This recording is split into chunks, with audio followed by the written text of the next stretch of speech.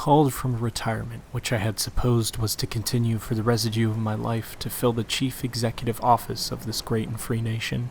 I appear before you, fellow citizens, to take the oaths which the Constitution prescribes as a necessary qualification for the performance of its duties, and in obedience to a custom coeval with our government and what I believe to be your expectations, I proceed to present to you a summary of the principles which will govern me in the discharge of the duties which I shall be called upon to perform. It was the remark of a Roman consul in the early period of that celebrated republic that a most striking contrast was observable in the conduct of candidates for offices of power and trust before and after obtaining them, they seldom carrying out in the latter case the pledges and promises made in the former. However much the world may have improved in many respects in the lapse of upward of 2,000 years since the remark was made by the virtuous and indignant Roman, I fear that a strict examination of the annals of some of the modern elective governments would develop similar instances of violated confidence. Although the fiat of the people has gone forth proclaiming me the chief magistrate of this glorious union, nothing upon their part remaining to be done, it may be thought that a motive may exist to keep up the delusion under which they may be supposed to have acted in relation to my principles and opinions, and perhaps there may be some in this assembly who have come here either prepared to condemn those I shall now deliver, or approving them to doubt the sincerity which they are now uttered. But the lapse of a few months will confirm or dispel their fears. The outline of principles to govern and measures to be adopted by an administration not yet begun will soon be exchanged for immutable history, and I shall stand either exonerated by my countrymen, or classed with the mass of those who promised that they might deceive and be flattered with intention to betray. However strong may be my present purpose to realize the expectations of a magnanimous and confiding people, I too well understand the dangerous temptations to which I shall be exposed from the magnitude of the power which has been the pleasure of the people to commit to my hands, not to place my chief confidence upon the aid of the almighty power which has hitherto protected me and enabled me to bring to favorable issues other important but still greatly inferior trusts heretofore confided in me by my country. The broad foundation upon which our Constitution rests being the people, a breath of theirs having made as a breath can unmake, change, or modify it, it can be assigned to none of the great divisions of government but to that of democracy. If such to its theories, those who are called upon to administer it must recognize as its leading principle the duty of shaping their measures, so as to produce the greatest good to the greatest number. But with these broad admissions, if we must compare the sovereignty acknowledged to exist in the mass of our people with the power claimed by other sovereignties, even by those which have been considered most purely democratic, we shall find a most essential difference. All others laid claim to power limited only by their own will. The majority of our citizens, on the contrary, possess sovereignty with an amount of power precisely equal to that which has been granted to them by the parties to the national compact, and nothing beyond. We admit of no government by divine right, believing so far as the power is concerned the benevolent Creator has made no distinction among men, that all upon an equality, and that the only legitimate right to govern is an express grant of power from the governed. The Constitution of the United States is the instrument containing this grant of power to the several departments composing the government. On an examination of that instrument, it will be found that they contain the declarations of certain rights possessed by each individual American citizen, which in his compact with the others he has never surrendered. Some of them, indeed, he is unable to surrender, being in the language of our system unalienable. The boasted privilege of a Roman citizen was to him to shield not only against a petty provincial ruler, whilst the proud democrat of Athens would counsel himself under the sentence of death for a supposed violation of the national faith, which no one understood, and which at times was the subject of the mockery of all, or the banishment from his home, his family, and his country, with or without an alleged cause, that it was the act not of a single tyrant or hated aristocracy, but of his assembled countrymen. Far different is the power of our sovereignty. It can interfere with no one's faith, prescribe forms of worship for no one's observance, inflict no punishment but after well ascertained guilt, the result of investigation under rules prescribed by the Constitution itself. These precious privileges, and those scarcely less important of giving expression to his thoughts and opinions, either by writing or speaking, unrestrained by the liability for injury to others,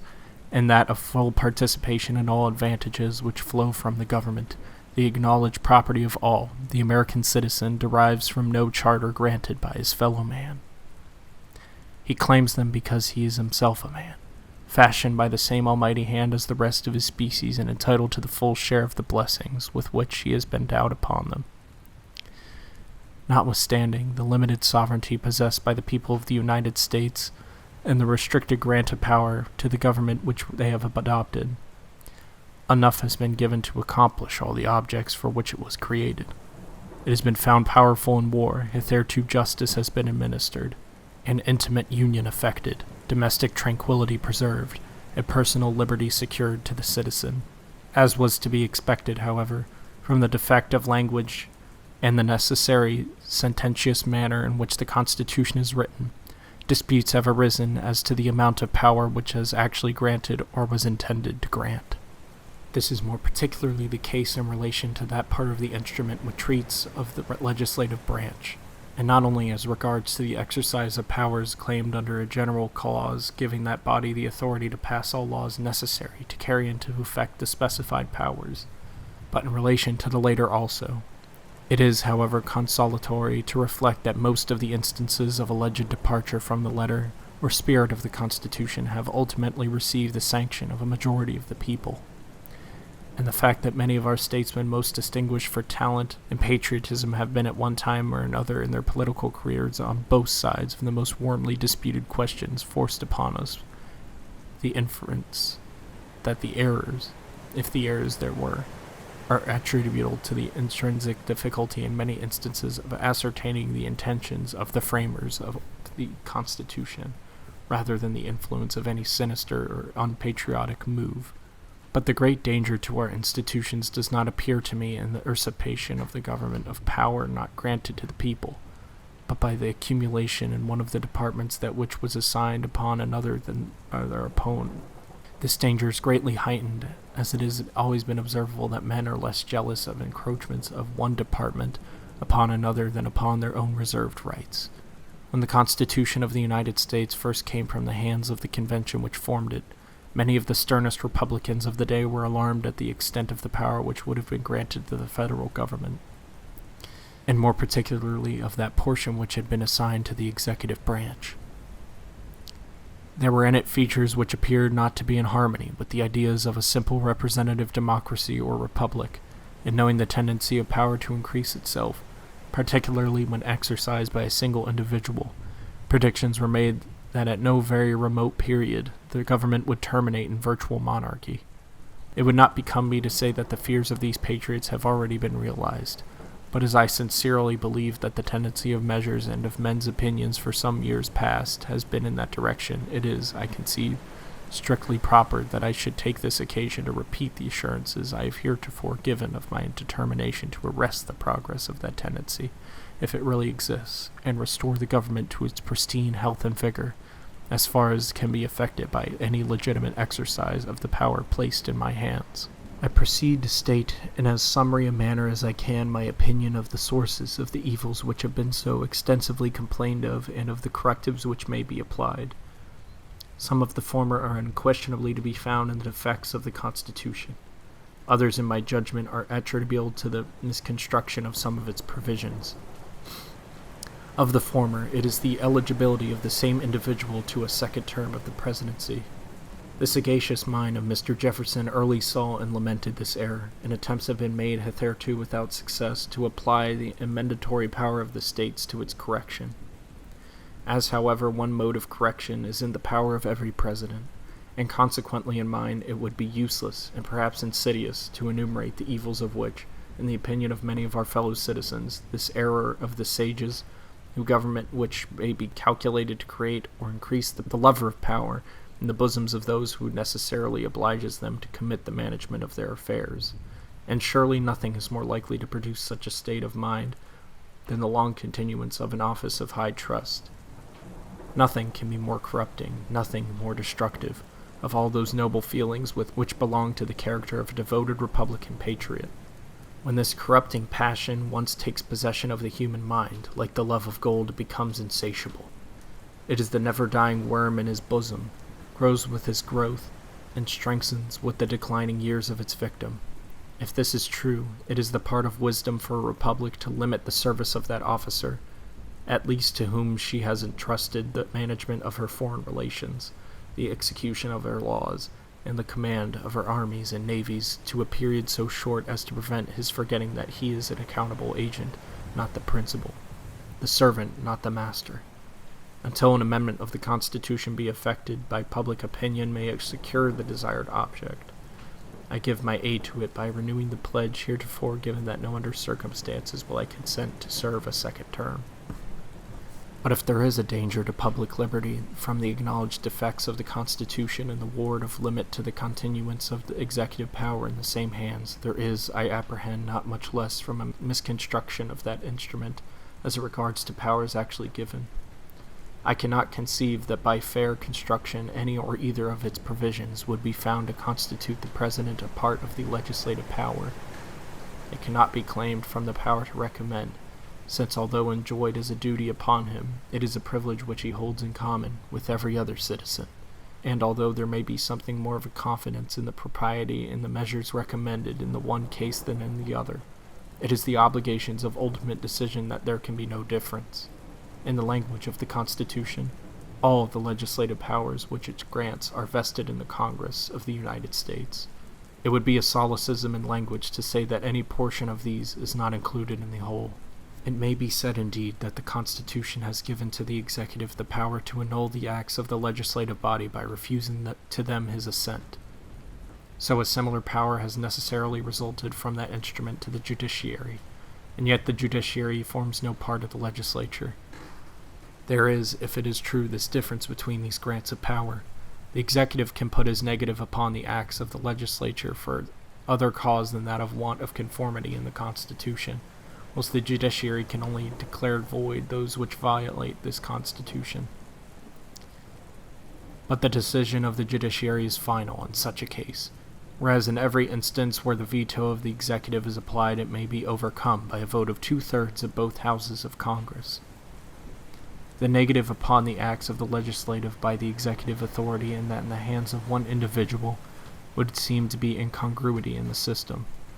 Like some others of a similar character, however, it appears to be highly expedient, and if used only with the forbearance and the spirit with which was intended by its authors, it may be productive of the great good, and be found one of the best safeguards to the Union. At the period of the formation of the Constitution, the principle does not appear to have enjoyed much favor in the state governments. It existed but in two, and in one of these was a plural executive. If we would search for the motives which operated upon the purely patriotic and enlightened assembly which framed the Constitution for the adoption of the provision so apparently repugnant to the leading democratic principle that the majority should govern, we must reject the idea that they anticipated from it any benefit to the ordinary course of legislation. They knew too well the high degree of intelligence which existed amongst the people and the enlightened character of the state legislatures not to have the fullest confidence that the two bodies elected by them would be worthy representatives of such constituents, and, of course, that they would require no aid in conceiving and maturing the measures which the circumstances of the country might require. And it is preposterous to suppose that a thought could for a moment have been entertained that the President, placed at the capital, in the center of the country, could better understand the wants and wishes of the people than their own immediate representatives, who spent a part of every year among them, living with them, laboring with them, and bound by them to the triple tie of interest, duty, and affection. To assist or control Congress, then, in its ordinary legislation could not, I conceive, have been a motive for conferring the veto power on the President. This argument acquires additional force from the fact its never having been used to the first 6 presidents, and 2 of them were members of the convention, one presiding over its deliberations, and the other bearing a larger share in consummating the labors of that august body than any other person. But if bills were never returned to Congress by either the presidents above, referred to upon the ground of their being inexpedient or not as well adjusted as they might be to the wants of the people, the veto was applied upon that of the want of the conformity to the Constitution, or because errors had been committed from a too hasty enactment. Upward of half a century has elapsed since the adoption of the present form of government. It would be an object more highly desirable than the gratification of the curiosity of speculative statesmen if its precise situation could be ascertained. A fair exhibit made of the operations of each of its departments, of the powers which they respectively claim and exercise, of the collisions which have occurred between them or between the whole government of those states, of either of them. We could then compare our actual condition after 50 years' trial of our system with what it was in the commencement of its operations, and ascertain whether the predictions of the patriots who opposed its adoption or the confident hopes of its advocates have been realized. The great dread of the former seems to have been that the reserved powers of the states would be absorbed by those of the federal government, and a consolidated power established, leaving to the states the shadow only of that independent action for which they had so zealously contended, and on the preservation of which they relied as the last hope of liberty. Without denying that the result to which they looked with so much apprehension is in the way of being realized, it is obvious that they do not clearly see the mode of its accomplishment. The general government has seized upon none of the reserved rights of the states.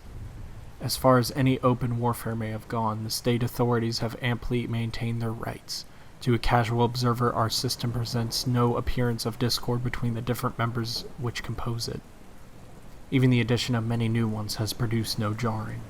They move in their respective orbits in perfect harmony with the central head, and with each other. But there is an undercurrent at work by which, if not seasonably checked, the worst apprehensions of our anti-federal patriots will be realized, and not only will state authorities be overshadowed by the great increase of power in the executive department of the general government, but the character of that government, if not in designation, will essentially and radically be changed. The state of things has been in part affected by causes inherent to the Constitution, and in part by never-failing tendency of political power to increase itself. By making the President the sole distributor of all patronage of the government, the framers of the Constitution do not appear to have anticipated how short a period it would become a formidable instrument to control the free operations of the state governments. Of trifling importance at first, it had early in Mr. Jefferson's administration become so powerful as to create great alarm in the mind of that patriot from the potent influence it might exert in controlling the freedom of the elective franchise. If such could have been the effects of the influence, how much greater must be the danger at this time, quadrupled in amount as it certainly is, and more completely under the control of the executive will than their construction of the powers allowed, or the forbearing characters of all the early presidents permitted them to make. But it is not by the extent of its patronage alone that the executive department has become dangerous, but by the use of which it appears may be made of the appointing power to bring under its control the whole revenues of the country. The Constitution has declared it to be the duty of the President to see that the laws are executed, and it makes him the commander-in-chief of the armies and of the navy of the United States. If the opinion of the most approved writers upon that species of mixed government in which modern Europe is termed monarchy, in contradistinction to despotism, is correct, there is wanting no other addition to the powers of our chief magistrate to stamp a monarchical character on our government, but the control of the public finances. And to me it appears strange indeed that anyone should doubt the entire control which the President possesses over the officers who have the custody of the public money, by the power of removal with or without cause, does, for all mischievous purposes, at least virtually subject to the treasurer, also to his disposal.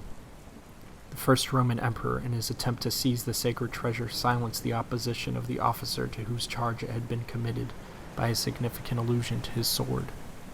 By a selection of political instruments for the care of public money, a reference to their commissions by a president would be quite as effectual an argument as that of Caesar to the Roman knight. I am not insensible of the great difficulty that exists in drawing a proper plan for the safe-keeping and disbursement of the public revenues, and I know that the importance which has been attached by men of great abilities and patriotism to the divorce, as it is called, of the treasury from the banking institutions, it is not the divorce which is complained of, but the unhallowed union of the treasury with the executive department which has created such extensive alarm. To this danger to our republican institutions, and that created by the influence given to the executive through the instrumentality of the federal officers, I propose to apply all the remedies which may be at my command. It was certainly a great error in the framers of the Constitution not to have made the officer at the head of the Treasury Department entirely independent of the executive. He should at least have been only removable upon the demand of the popular branch of the legislature. I've determined never to remove a Secretary of the Treasury without communicating all the circumstances attending such removal to both houses of Congress. The influence of the executive in controlling the freedom of the elective franchise through the medium of the public officers can be effectually checked by renewing the prohibition published by Mr. Jefferson, forbidding their interference in elections further than giving their own votes, and their own independence secured by an assurance of perfect immunity in exercising the sacred privilege of freemen under the dictates of their own unbiased judgments.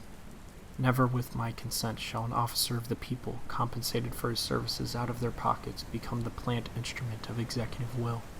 There is no part of the means placed in the hands of the executive which might be used with greater effect for unhallowed purposes than the control of the public press.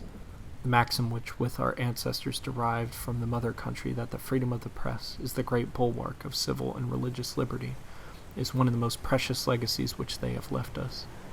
We have learned, too, from our own as well as the experience of other countries, that golden shackles, by whomsoever or by whatever pretense imposed, are as fatal to it as the iron bonds of despotism. The presses and the necessary employment of the government should never be used to clear the guilty or to varnish crime. A decent and manly examination of the acts of the government should not only be tolerated, but encouraged. Upon another occasion, I have given my opinion at some length upon the impropriety of executive interference in the legislation of the Congress, and that the article in the Constitution making it the duty of the President to communicate information and authorizing him to recommend measures was not intended to make him the source in legislation, and, in particular, that he should never be looked to for schemes of finance. It would be very strange indeed that the Constitution should have strictly forbidden one branch of the legislature from interfering in the origination of such bills, and that it should be considered proper that an altogether different department of the government should be permitted to do so. Some of our best political maxims and opinions have been drawn from our parent isle. There are others, however, which cannot be introduced into our system with singular incongruity, and the production of much mischief, and that this I conceive to be one. No matter in which of the Houses of Parliament a bill may originate, nor by whom introduced, a minister or a member of the opposition, by the fiction of law, or rather of constitutional principle, the sovereign is supposed to have prepared it agreeably to his will, and then submitted it to Parliament for their advice and consent. Now the very reverse is the case here, not only with regard to the principle but the forms prescribed by the Constitution. The principle certainly assigns to the only body constituted by the Constitution, the legislative body, the power to make laws, and the forms even direct that the enactment should be ascribed to them. The Senate, in relation to revenue bills, have the right to propose amendments, and so has the executive, by power given to him, returned them to the House of Representatives with his objections. It is in his power also to propose amendments in the existing revenue laws, suggested by his observations upon their defective or injurious operation. But the delicate duty of devising schemes of revenue should be left with the Constitution has placed it, with the immediate representatives of the people. For similar reasons, the mode of keeping the public treasure should be prescribed by them, and the further removed it may be from the control of the executive, the more wholesome the arrangement and the more in accordance with the republican principle. Connected with this subject is the character of the currency. The idea of making it exclusively metallic, however well intended, appears to me to be fraught with more fatal consequences than any other scheme having no relation to the personal rights of the citizens that has ever been devised. If any single scheme could produce the effect of arresting at once that mutation of condition by which thousands of our most indigent fellow citizens by their industry and enterprise are raised to the possession of wealth, that is the one. If there is one measure to produce that state of things so much deprecated by all true republicans, by which the rich are daily adding to their hoards and the poor sinking deeper into penury, is an exclusive metallic currency. Or if there is process by which the character of the country for generosity and nobleness feeling may be destroyed by the great increase in neck toleration of usury, it is an exclusive metallic currency. Amongst the other duties of a delicate character which the President is called upon to perform is the supervision of the government of the territories of the United States. Those of them which are destined to become members of our great political family are compensated by their rapid progress from infancy to manhood for the partial and temporary deprivation of their political rights. It is in this district only where American citizens are to be found who under a settled policy are deprived of many important political privileges without any aspiring hope as to the future. Their only consolation under circumstances of such deprivation is that of their devoted exterior guards of a camp, that their sufferings secure tranquility and safety within. Are there any of their countrymen who would subject to greater sacrifices, to any other humiliation than those essentially necessary to the security of the object for which they were thus separated from their fellow citizens? Are their rights alone not to be guaranteed by the applications of those great principles on which all our constitutions are founded?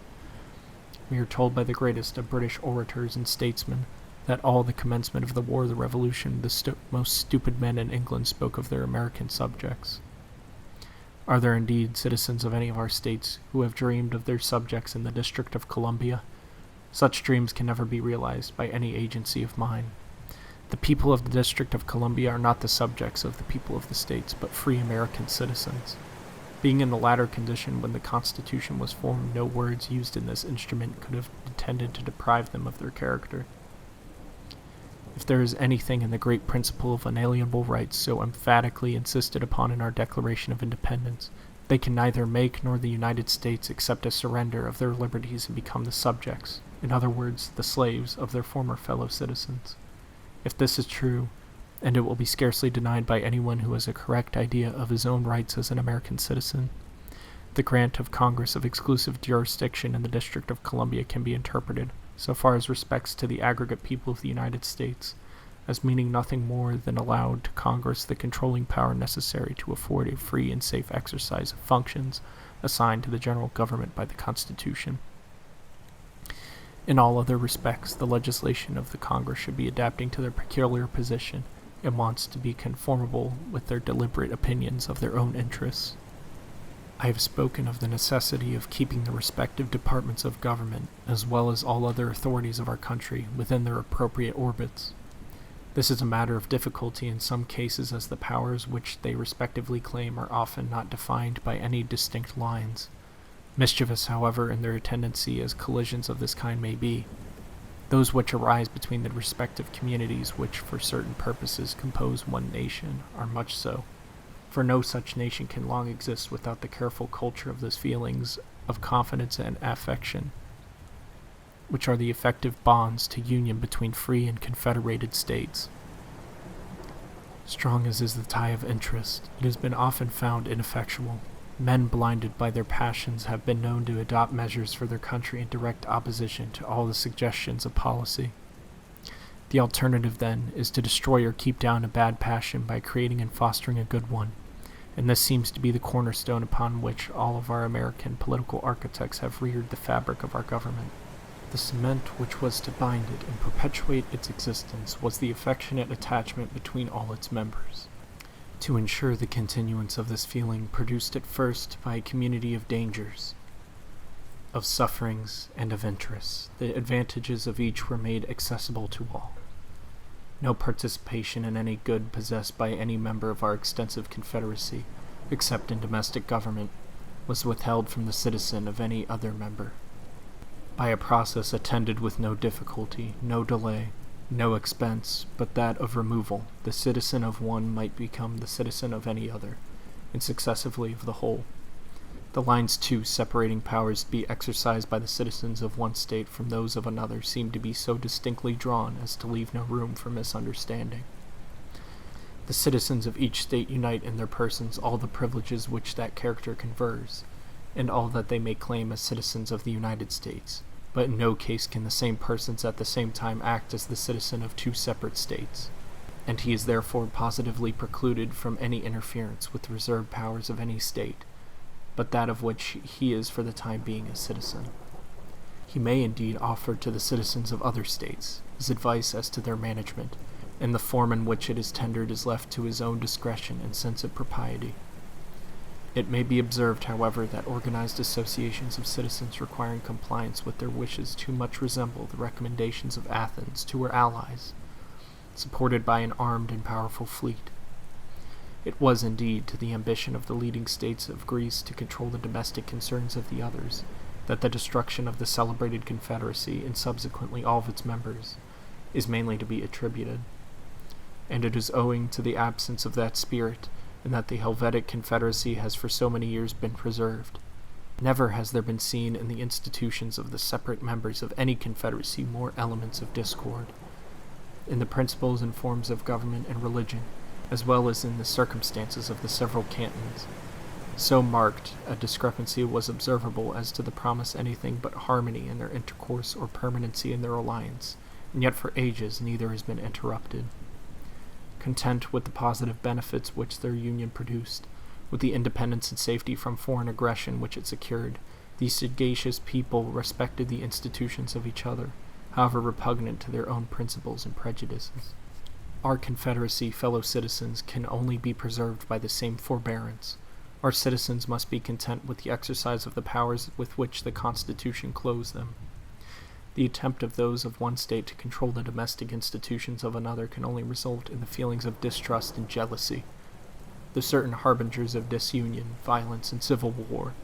and the ultimate destruction of our free institutions. Our Confederacy is perfectly illustrated by the terms and principles governing a common co-partnership. There is a fund of power to be exercised under the direction of the joint councils of the allied members, but that which has been reserved by the individual members is intangible by the common government, or individual members composing it. To attempt it finds no support in the principles of our Constitution. In consequence of the embarrassed state of business and the currency, some of the states may meet with difficulty in their financial concerns. However deeply we may regret anything imprudent or excessive in the engagements into which the states have entered for the purposes of their own, it does not become us to disparage the states' governments, or to discourage them from making proper efforts for their own relief. On the contrary, it is our duty to encourage them to the extent of our constitutional authority to apply their best means and cheerfully to make all necessary sacrifices and submit to all necessary burdens to fulfill their engagements and maintain their credit, for the character and credit of the several states form a part of the character and credit of the whole country. The resources of the country are abundant, the enterprise and activity of our people proverbial, and we may well hope that wise legislation and prudent administration by the respective governments, each acting within its own sphere, will restore former prosperity. Unpleasant and even dangerous as collisions may sometimes be between the constituted authorities of the citizens of our country in relation to the lines which separate their respective jurisdictions, the results can be of no vital injury to our institutions, if that ardent patriotism, that devoted attachment to liberty, that spirit of moderation and forbearance for which our countrymen were once distinguished, continue to be cherished. If this continues to be the ruling passion of our souls, the weaker feeling of the mistaken enthusiast will be corrected, the utopian dreams of the scheming politician dissipated, and the complicated intrigues of the demagogue rendered harmless. The spirit of liberty is the sovereign balm for every injury which our institutions may receive. On the contrary, no care that can be used in the construction of our government, no division of powers, no distribution of checks in the several departments, will prove effectual to keep us a free people if this spirit is suffered to decay. And decay it will, without constant nurture.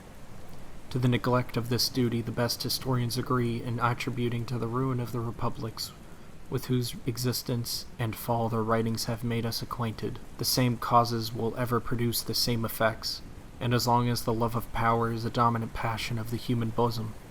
and as long as the understandings of men can be warped and their affections changed by operations upon their passions and prejudices, so long will the liberties of a people depend on their own constant attention to its preservation.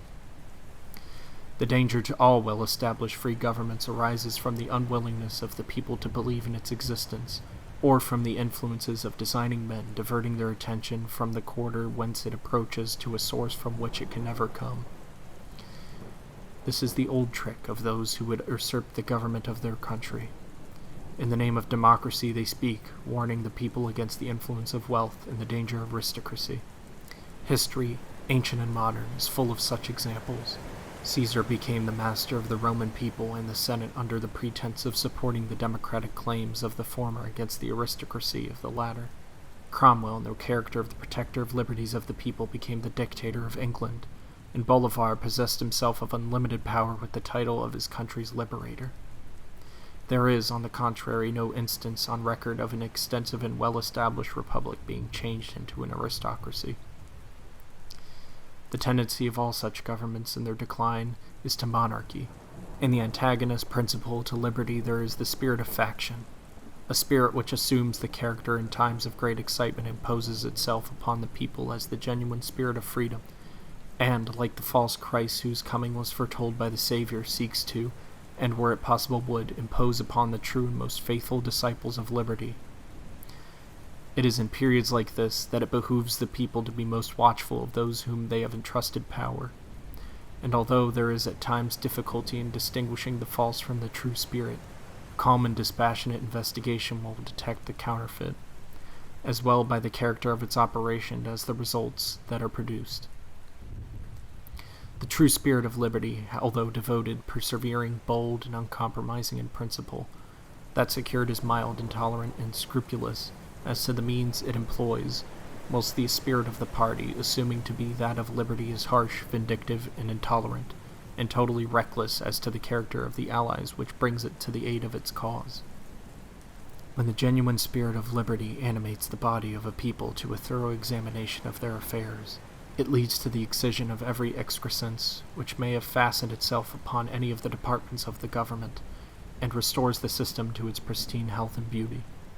But the reign of an intolerant spirit of party amongst a free people seldom fails to result in a dangerous accession to the executive power introduced and established amidst unusual professions of devotion to democracy. The foregoing remarks relate almost exclusively to matters connected with our domestic concerns. It may be proper, however, that I should give some indications to my fellow citizens of the proposed course of conduct in the management of our foreign relations. I assure them, therefore, that it is my intention to use every means in my power to preserve the friendly intercourse which now so happily subsists with every foreign nation, and that although, of course, not well informed as to the state of pending negotiations with any of them, I see in the personal characters of the sovereigns, as well in the mutual interests of our own and of the government with which our relations are most intimate, a pleasing guarantee that the harmony so important to the interests of their subjects, as well as of our citizens, will not be interrupted by the advancement of any claim or pretension upon their part to which our honor would not permit us to yield. Long the defender of my country's rights in the field, I trust that my fellow citizens will not see in my earnest desire to preserve the peace with foreign powers any indication that their rights will ever be sacrificed, or the honor of the nation tarnished by any admission on the part of their chief magistrate unworthy of their former glory. In our intercourse with our aboriginal neighbors, the same liberality and justice which marked the course prescribed to me by two of my illustrious predecessors when acting under their direction in the discharge of the duties of superintendent and commissioner shall be strictly observed. I can conceive of no more sublime spectacle, none more likely to propitiate an impartial and common creator than a rigid adherence to the principles of justice on the part of the powerful nation in its transaction with a weaker and uncivilized people whom circumstances have placed at its disposal. Before concluding, my fellow citizens, I must say something to you on the subject of the parties at this time existing in our country. To me it appears perfectly clear that the interest of that country requires that the violence of the spirit by which those parties are at this time governed must be greatly mitigated, if not entirely extinguished, or consequences will ensue which are appalling to be thought of. If parties in a republic are necessary to secure a degree of vigilance sufficient to keep the public functionaries within the bounds of law and duty, at that point their usefulness ends. Beyond that they become destructive of public virtue, the parent of a spirit antagonist to that of liberty, and eventually its inevitable conqueror. We have examples of republics where the love of country and the liberty at one time were the dominant passions of the whole mass of citizens, and yet with the continuance of the name and the forms of free government not a vestige of those qualities remaining in the bosoms of any one of its citizens. It was the beautiful remark of a distinguished English writer that in the Roman Senate Octavius had a party and Antony a party, but the Commonwealth had none. Yet the Senate continued to meet in the Temple of Liberty to talk about the sacredness and beauty of the Commonwealth, and gaze at the statues of the elder Brutus and of the Curti and Decii, And the people assembled in the forum, not as in the days of Carmelus and the Scipios, to cast their free votes for annual magistrates, or pass upon the acts of the Senate, but to receive from the hands of their leaders of the respective parties their share of the spoils, and to shout for one or the other, as those collected in Gaul or Egypt and the Lesser Asia would furnish the larger dividend. The spirit of liberty had fled, and avoiding the abodes of civilized man had sought protection in the wilds of Scythia or Scandinavia, and so under the operation of the same causes and influence it will fly from our capital and our forums. A calamity so awful, not only to our country but to the world, must be deprecated by every patriot, and every tendency to a state of things likely to produce it immediately checked. Such a tendency has existed, does exist. Always the friend of my countrymen, never their flatterer, it becomes my duty to say to them from this high place to which their partiality has exalted me, that there exists in this land a spirit hostile to their best interests, hostile to liberty itself. It is a spirit contracted in its views, selfish in its objects. It looks to the aggrandizement of a few, even to the destruction of the interests of the whole. The entire remedy is with the people. Something, however, may be effected by the means which they have placed in my hands. It is union we want, not of a party for the sake of that party, but a union of the whole country for the sake of the whole country, for the defense of its interests and its honor against foreign aggression, for the defense of those principles for which our ancestors so graciously contended. As far as it depends upon me, it shall be accomplished. All the influence that I possess shall be exerted to prevent the formation of at least an executive party in the halls of the legislative body. I wish for the support of no member of that body to any measure of mine that does not satisfy his judgment and his sense of duty to those from whom he holds his appointment, nor any confidence in advance from the people but that asked for by Mr. Jefferson to give firmness and effect to the legal administration of their affairs. I deem the present occasion sufficiently important and solemn to justify me in expressing to my fellow citizens a profound reverence for the Christian religion and thorough conviction to that sound morals, religious liberty, and a just sense of religious responsibility are essentially connected with all true and lasting happiness. And to that good being who has blessed us by the gifts of civil and religious freedom,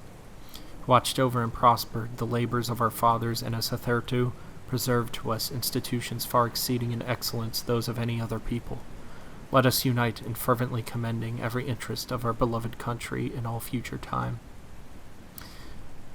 Fellow citizens, being fully invested with that high office to which the partiality of my countrymen has called me, I now take an affectionate leave of you. You will bear with you to your homes the remembrance of the pledge I have this day given to discharge all the high duties of my exalted station according to the best of my ability, and I shall enter upon their performance with entire confidence in the support of a just and generous people.